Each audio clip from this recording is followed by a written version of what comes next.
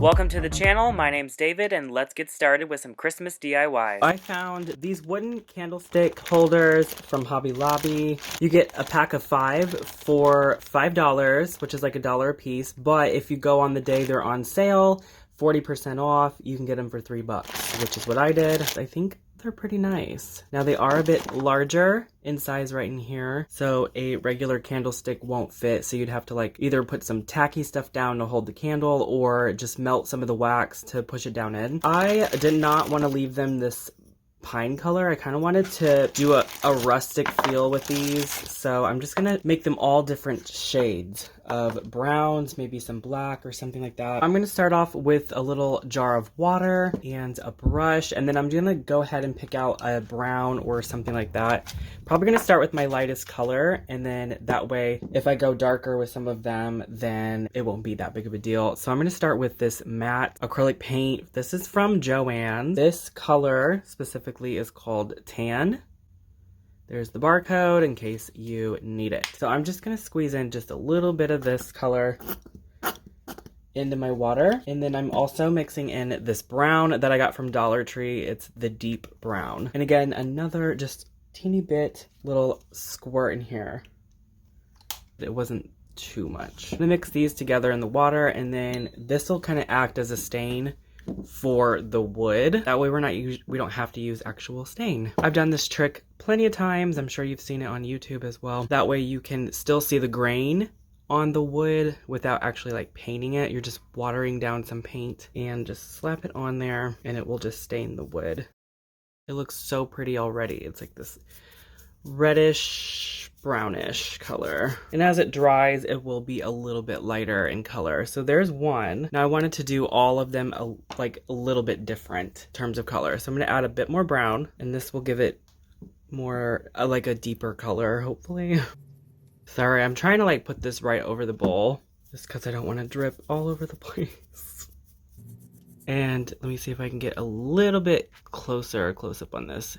You can still see that grain that's popping through from the wood, which is what I want. You can see the subtle variation in the colors. Let's do one with some antique wax. So I have this premium antique wax from Michael's I had gotten on clearance years ago for $5, and I still have a whole container full. I'm like, well, I might as well use this. So this one, I'm actually gonna dip in some paper towel in there and just use the lid. Like that. Just grab a piece and then we'll just push it in to the wood. This one's a bit messier, which is like why I don't like using like stains, but it's okay. I want variation in these. This one's actually really, really brown, which is really pretty. I love how you can see that grain coming through. This one's probably my favorite so far because of the deep, rich tone that it is. So pretty. That to the side. So far, these are the colors I got. This one almost looks like I did barely anything to it, but you can tell I did just a very subtle color change. And I can always go back over it. Okay, the next one I want to do is actually add in some black. I'm just going to put it right into my water. I'm just gonna mix that up, and then I just slap it all over the candlestick, and I love this one. I think it's my favorite. And I'm going back through and wiping some of the excess off. It's like I want to make sure I don't have too much paint on there so that the grain shows and almost give that rustic tone with the multicolored look in there with the light and the dark. Looks so good.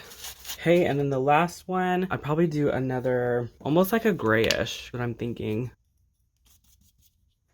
And I know I just told you that the black was my favorite, but after mixing these together and creating this really pretty grayish color, I am obsessed. You guys have to try this. That one's probably my favorite, this gray. So all I did was take this color, again it's the matte top notch in the color khaki. Yeah, my hands are dirty. They're gonna get dirty when you're crafting. And I just kind of mix that color with the water a little bit, but here's the variation in the colors. This is the wax. You will have to let me know which one is your favorite. I think they're all beautiful on their own, and they're going to be really nice paired together like this for this upcoming Christmas. So excited to style these. Not bad for $3 and some paint I already had on hand. Creating these cute little rustic candlestick holders. Let me know what you think in the comments below.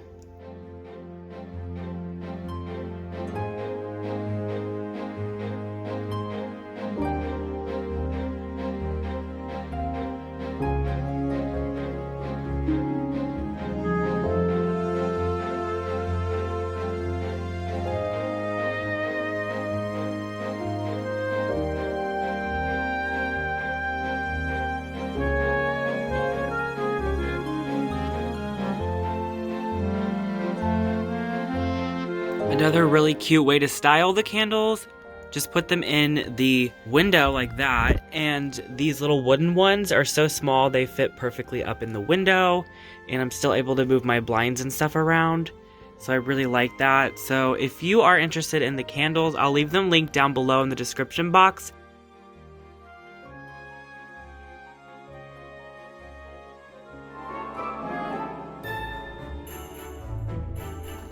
So I got these from Hobby Lobby. They were 60% off this price. So honestly, you might want to go now and get your stuff because it's going to go quick. Going to go so fast off the shelves, you might not even get some. But these are the clear glass ornaments. They do have it in plastic as well, but they are a little bit more expensive.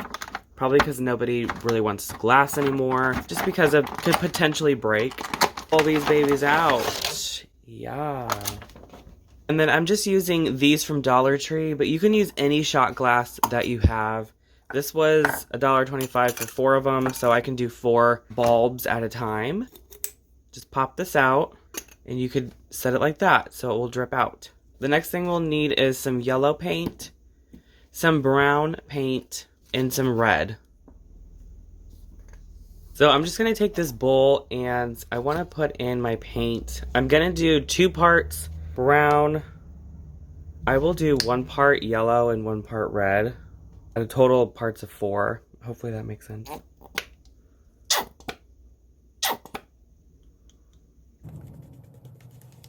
And so that it flows pretty nicely in our glass, I am going to add just a little bit of water in here. As you can see, I just put just a small amount of water. In order to get this into my little bulb here, I have this little dropper from like an old serum thing I was using for my face. I'm just going to suck up some of the paint with the dropper. And then we'll just put it in there.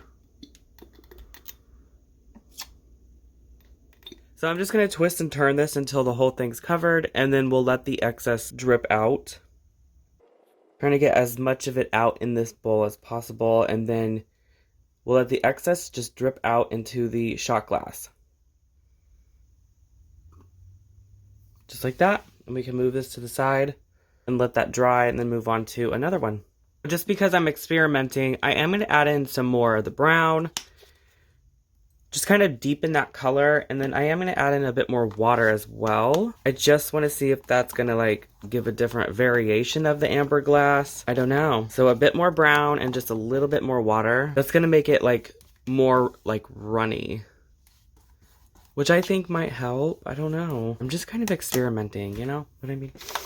You guys are here to watch and see what works best.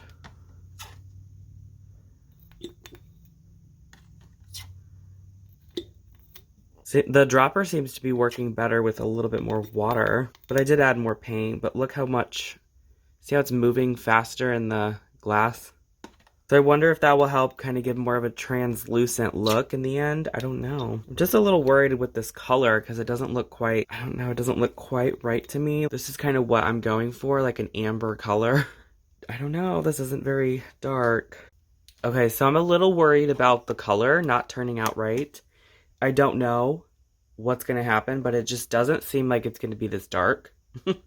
So in my paint, I'm actually going to add in some food coloring and just see if, you know, get some yellow, some red out, and just kind of drop some in there and just see if that will like deepen the colors. This just doesn't seem right. Okay, so I just poured the excess paint to get rid of it. I put it in a shot glass. I just added some water, whatever was left in here. So it's like super runny, and I'm gonna just put in a couple squirts of the red. And then I feel like I need to add in green. Oops. Okay, so it's kind of a deeper color, but it's not warm. So then we'll add in 3 drops of the yellow.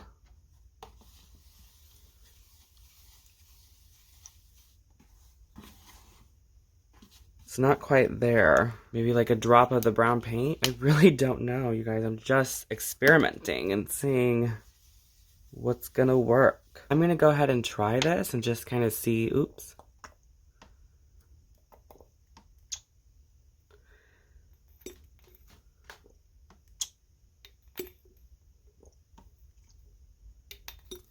Wow, look at that. It's really, really runny.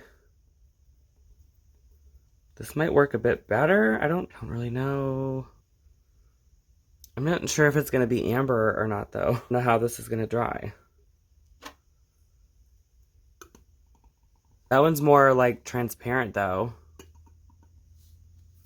So I've been experimenting off of camera. This right here is 3 drops of the yellow food coloring with a teeny bit of water, like just a drop of water to help maneuver the color around. It is super, super yellow, and it's still moving around in there. I'm not sure how this is going to turn out, though. I don't think it's going to turn out the best, but I'm just kind of experimenting, like I said. Now, one of the brown ones, I did end up putting a few drops of green food coloring in there. You know, I just did this. Then I let it drip out, and this is kind of what's going on with it. It's kind of cool. Here's the original, what we did in the beginning. And then these ones are probably the closest I've gotten so far. And that was with my other mixture that I did with mainly water, some food coloring, and a little bit of brown paint. So I've got several of these kind of going on. I don't know. They're not as dark as I want them, so I might have to go back over them. I don't know if what I'm going to do with this yellow one.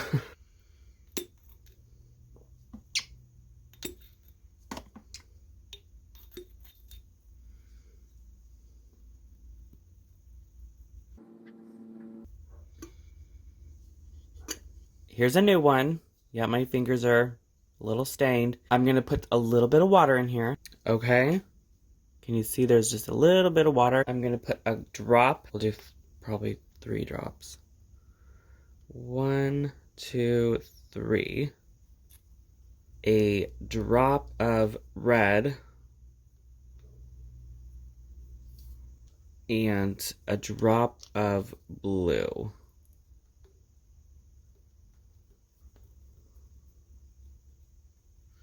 That one kind of turned out cool, didn't it? I don't know. It's not very amber, but it's really pretty. I think this is getting a lot closer. I mean, either one I really do like. It's getting closer to the amber color I'm going for. So what I did was I just took one of these that I had done this liquid inside, and it's almost dry. It's just not quite amber. It's still kind of clear. And I did a squirt of yellow and red food coloring in here with 2 squirts of the brown watered stuff here. And that's how I got this color. So here's one of those bulbs. A squirt of the yellow. Squirt of the red. And then 2 squirts of this brown.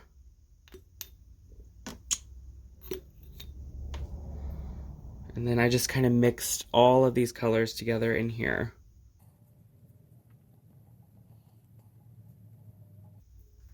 I think this is going to be perfect, this color.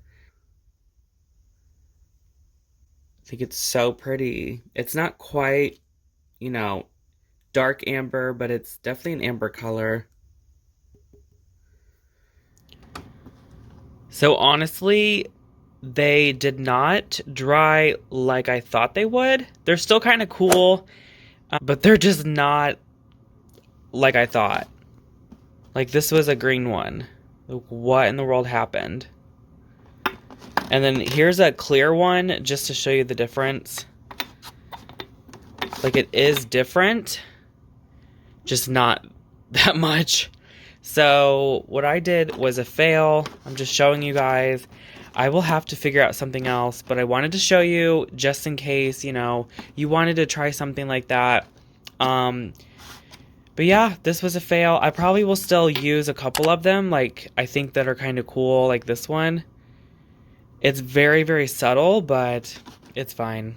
I'm not going to display them or anything because some of them I'm going to redo.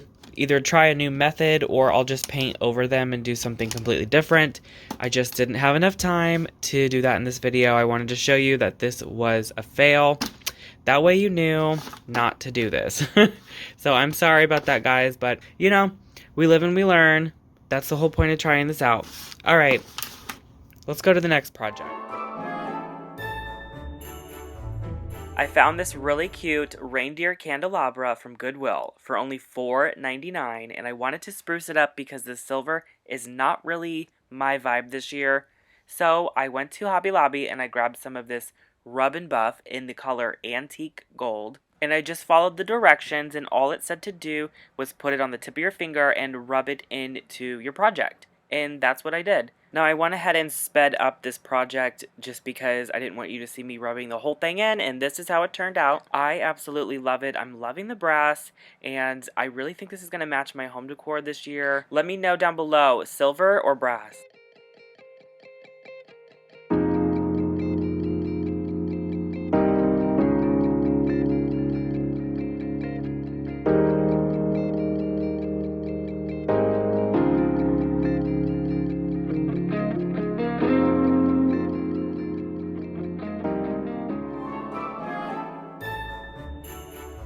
The next project I wanted to share with you guys was a super easy vintage stocking, and I got this idea from Instagram as I keep seeing them all over the high-end designer websites.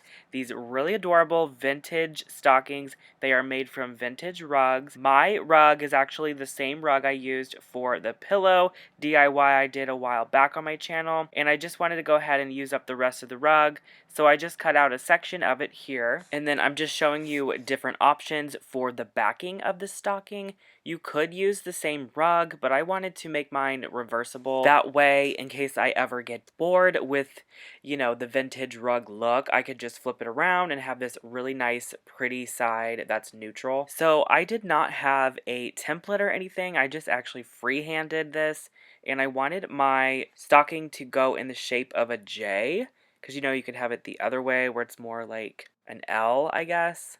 But I wanted mine more like a J shape, because you could have the foot facing either way, whichever, left or right. So once I was done cutting out my shape, I then put the fabrics down to see which one I was going to like best. And this one just felt a little bit too thin for a stocking. This one was a bit thicker and matched more of the thickness of the rug. So I just went ahead and laid down the first piece I cut out from the rug right on top of this piece. The piece on the bottom that I'm about to cut is actually face down. So right now they're wrong sides together. I just went ahead and cut that out, and now we are ready to hot glue these pieces together. I went ahead and used hot glue just to show you guys you don't have to use a sewing machine in order to make these stockings. Now when you're gluing them together or sewing them, make sure they're right sides together, because we are going to flip this inside out so that you have nice clean edges when you're all done. So when you get to the very end at the edge here, you want to make sure you fold these down and hot glue those inwards. That way you have a nice clean edge when you do flip this inside out.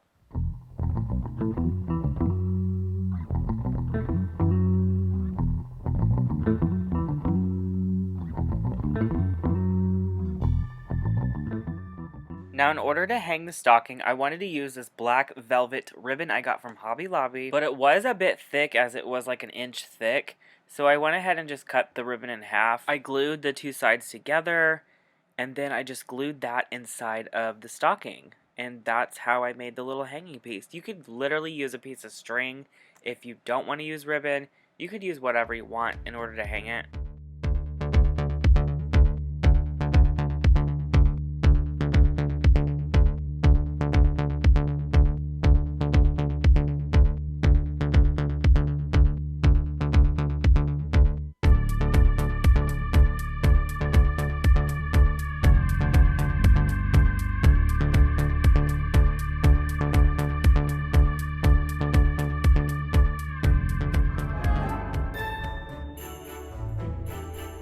My final DIY for the video, I know it's more candlestick holders, but I wanted to give you guys lots of options just in case you can't find that thrifted piece. You could literally do this with anything. I wanted to show you that. So yes, we are using that antique gold rub and buff again.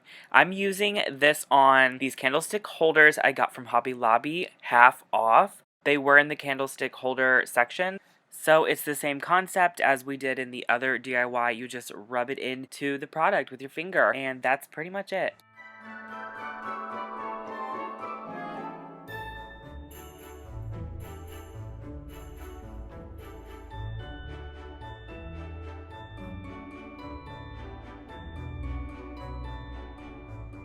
I just wanted to take this moment to thank you so much for your support in watching this video. Make sure you hit that like button, share this video with your friends, and subscribe to the channel if you haven't already. And I will see you in my next video. Bye!